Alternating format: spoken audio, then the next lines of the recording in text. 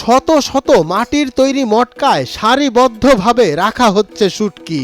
এভাবে এক একটি মটকায় প্রায় 40 থেকে 45 কেজি শুটকি রাখা হয়। পরে গুঁড়ো করা মশলা ও তেল দিয়ে এবং উপরে কাঁচা মাটি দিয়ে মুখ বন্ধ করে দেওয়া হয়। প্রক্রিয়ার শেষ ধাপের কাজ পলিথিন দিয়ে মোড়ানো। তবে এই শুটকির বাজারে যেতে হলে অপেক্ষা করতে হবে প্রায় 2 মাস। বাড়ি এলাকায় আছে, এটা আমরা মাছ কিনে আনি ডাঙ্গি থেকে, বুঝছেন?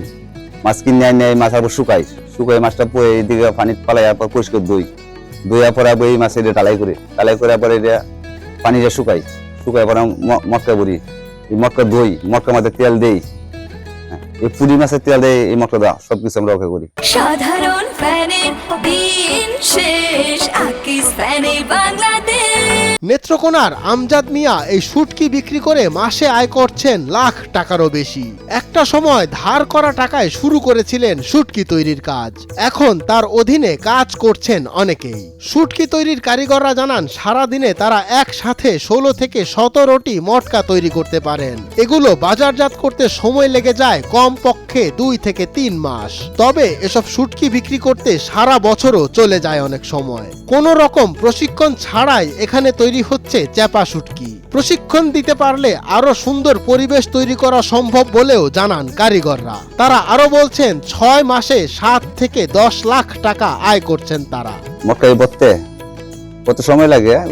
ঘন্টা 7 ঘন্টা মতো লাগে মটকা বলতে। একসাথে আমরা 3 জনে 16-17টা করন যায়। মোহনগঞ্জ, মধ্যনগর, কলমাকান্দা, লেপসিয়া সহ স্থানীয় বাজার থেকে শুটকি প্রথমে কিনে নিয়ে আসা হয় কারখানায়। তারপর রোদে আরো শুকিয়ে পানি দিয়ে ধুয়ে প্রসেসিং করতে হয় চেপা শুটকির জন্য। এই শুটকি যাচ্ছে ঢাকা সহ সারা দেশে। শানবাড়ি থেকে আনি, লেপসার হাট থেকে আনি, মোহনগঞ্জ কিনে বিভিন্ন জায়গা থেকে আনি, কুটে জমায় এই যে এখন মাছ ভরা করতেছে। এই মাছ ঢাকা সাপ্লাই হবে।